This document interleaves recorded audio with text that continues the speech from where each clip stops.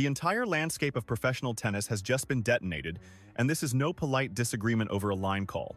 We are looking at a full-blown global meltdown featuring an all-time icon allegedly hurling the ultimate accusation, leaving fans in shock and a rising prodigy, trapped right in the eye of a hurricane that is threatening to scorch the sport's reputation to the ground. The powers that be would prefer this stays buried, but we are dragging every ugly truth into the light. Visualize the scene. The scorching heat of Melbourne, down under. The sun is roasting the courts at one of the four pillars of the sport, the legendary Australian Open, where history is usually written. Legacies are forged here, alongside checks worth millions of dollars.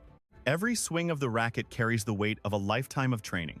Yet, exiled to the hinterlands, tucked away like a dirty little secret on a patch of asphalt so tiny you could practically reach out and touch the fence, they banished a diamond in the rough. That player is Eala, and her treatment has ignited a powder keg that is drawing in the titans of the game. The spectators are livid, screaming for accountability, while the suits in charge are frantically trying to spin the narrative before it swallows them whole. However, this is the precise moment where the situation transitions from a blunder to a nuclear event. Enter Martina Navratilova, an 18-time major winner and undisputed royalty of the court, a legend who has never hesitated to speak truth to power, regardless of who gets burned. Reports are tearing through the internet and locker rooms alike, suggesting Martina has seen enough. There were no polite murmurs of dissatisfaction or mild critiques. Instead, she reportedly fired a shot across the bow with a three-word question that cuts to the quick. Why the racism? Allow the gravity of that inquiry to truly land. One of the most authoritative voices in the game is effectively pointing a finger at a Grand Slam organizer and alleging systemic prejudice. We are not discussing an anonymous troll venting in a comment section. This comes from Navratilova, a figure whose standing in the game is absolute iron, surveying the landscape and witnessing an arrangement so deeply flawed that she felt it necessary to deploy the heaviest artillery in the cultural lexicon. Yet, the madness is only accelerating.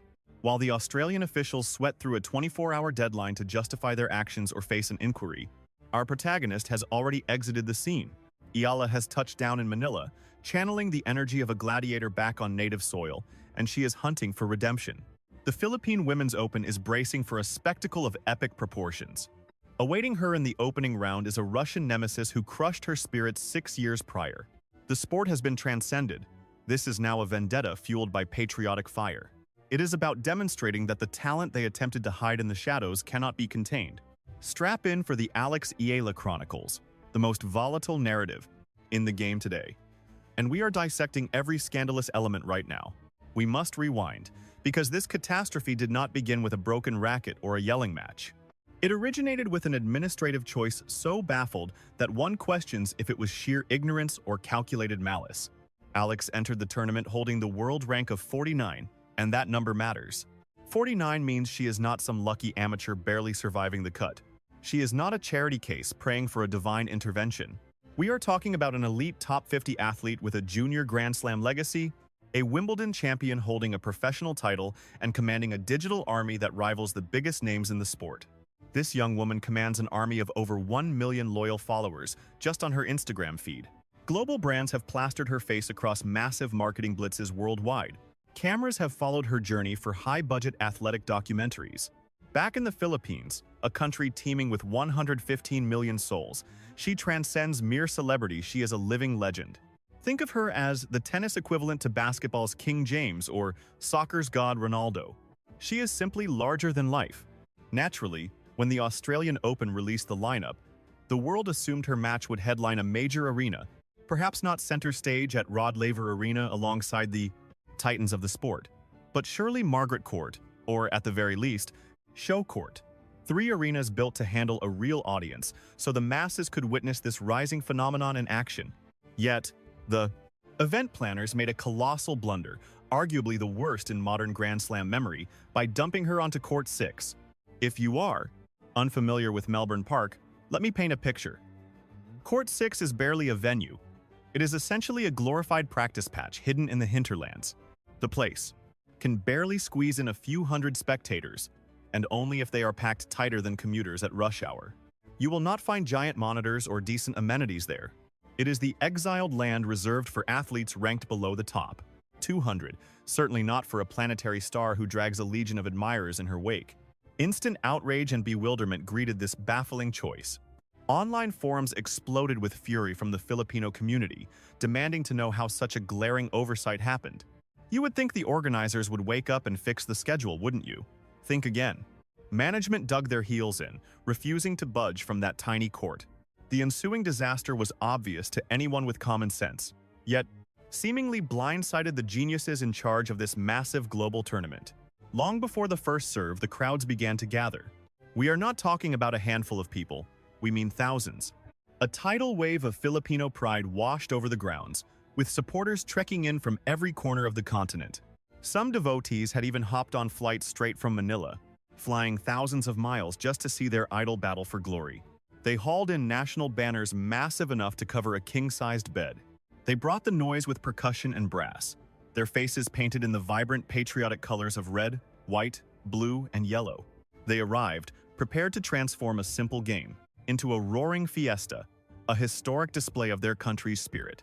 But there was zero space to hold them, and the area surrounding that tiny court rapidly spiraled into bedlam. Every single seat was snatched up in the blink of an eye. Guards were instantly swamped as a sea of spectators crushed against the fences, fighting for a tiny peek at the court. Queues extended for hundreds of meters, winding through the complex like a massive, agitated python. Bodies were mashed together under the scorching sun. Patience evaporated, shouting matches erupted, and chants of "We want Alex" echoed throughout the venue. The roar was so loud it could be heard by athletes training nearly a kilometer away. Event security had to radio for urgent reinforcements. City law enforcement was placed on high alert, ready to intervene if the mob got out of hand. What was supposed to be a sleepy opening round suddenly exploded into a genuine hazard for everyone involved. And let's be clear, every single second of that bedlam was totally unnecessary. If only the suits in the back office had bothered to look at the facts staring them in the face. But this is the moment the narrative shifts into something much grimmer, and where the uncomfortable truths that the tennis elite try to bury begin to claw their way out. The spectators didn't just watch, they started digging. They scrutinized the lineup for the main stages that afternoon. They ran the numbers rankings, ticket sales, hype, and the discrepancies they uncovered made their blood boil. Athletes with worse stats than Eala were basking in the spotlight of the major arenas. Competitors who couldn't fill a row of seats were getting the red carpet treatment. Those lacking the charisma, the aura, and the raw magnetism that drives the industry today were front and center, while Alex Eala was tucked away in the corner as if she were some kind of dirty secret. The internet caught fire immediately, with the hashtag disrespect skyrocketing to the top of the global charts. Then emerged the one inquiry that the powers that be in tennis are terrified to face, yet it refused to fade into the background no matter how hard they tried to silence it. Was prejudice at play? Was this just another instance of the old guard, looking down on talent from Southeast Asia and the global South, treating them like outsiders, completely ignoring their hard-earned status, their trophies, or their massive fan bases? We aren't talking about random trolls or bots trying to spark a flame war. These weren't nameless accounts looking for a fight. These were die-hard enthusiasts, veteran reporters, pillars of the Filipino community, and major advocacy groups demanding answers to difficult, stinging queries regarding institutional prejudice in how the event distributes its most precious assets, exposure and respect. The Australian Open was staring down the barrel of a complete reputational meltdown. And then, Martina Navratilova reportedly entered the chat, turning a spark into a blazing inferno for the organizers. Now, understand that Navratilova doesn't just throw words around lightly. She isn't chasing clout. She is a living legend whose voice commands absolute authority across the sport. When she opens her mouth, the room goes silent. When she points a finger, the world looks to see who she's blaming. And when she reportedly surveyed the debacle surrounding Alex Eala and bluntly asked, "Why the racism?" She took a messy situation and elevated it to a full-blown emergency. To get the gravity of this, you have to remember exactly who Martina is and why her words cut so deep. This is a warrior who fled a communist regime in Czechoslovakia to chase liberty and greatness. She went to war for equal pay back when female athletes were getting scraps compared to the men. She lived her truth as a gay woman openly, even when doing so, threatened to burn her livelihood and sponsorship contracts to the ground. She has spent a lifetime on the front lines fighting for LGBTQ rights and fairness in the arena. So when a figure like Navratilova drops a heavy nuclear word, like racism, she isn't doing it for shock value or by accident. It is a deliberate declaration that the machinery is broken at its core. According to the buzz tearing through the tennis world and lighting up the feeds, Navratilova's takedown centered on a few gut-punching realities. First, the baffling inability to see Eala for the global superstar she has already evolved into. We are not just looking at digital rankings on a screen anymore. It is about grasping the reality of the modern game, where athletes command a gravitational pull that completely eclipses their official seed number. Turning a blind eye to Eala's radiance isn't just a financial blunder. Navratilova allegedly called it choosing to be blind. Then comes the second point, the one that draws blood, the glaring double standard. She reportedly noted that had this star hailed from Britain, the States, or Down Under, boasting half the rank and a sliver of the fanbase, they would have secured a center court slot without a second thought. The subtext was unmistakable and incredibly unsettling. It suggests the tennis hierarchy runs on hidden prejudices, or perhaps open ones dictating which talents earn the limelight and who gets shoved to the sidelines based on their passport. Thirdly, the security nightmare sparked by engineering a scenario where thousands were locked out, squeezed into hazardous crushes. The organizers neglected their fundamental duty to keep people safe. This went far beyond mere humiliation. The icon reportedly branded it reckless and perilous, a mess easily prevented had they just faced facts. Reaction to these purported remarks tore the tennis community in two. Forward-thinking fans and media pundits lauded her for voicing the hard truths long overdue.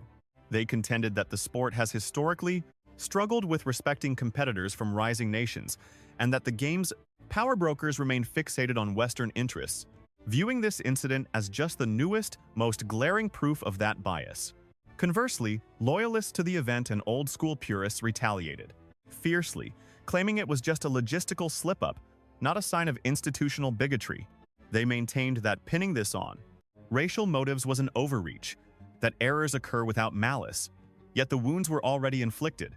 This narrative had burst beyond the bubbles of tennis message boards and local Filipino groups. It had exploded into a global headline. Titans of sports journalism across the planet were running with it. The tag Australian Open racism scandal was catching fire on social feeds everywhere.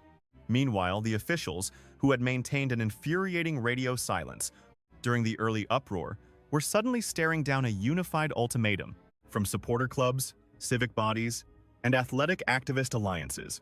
Their demand was straightforward yet crushing. They required a response within 24 hours.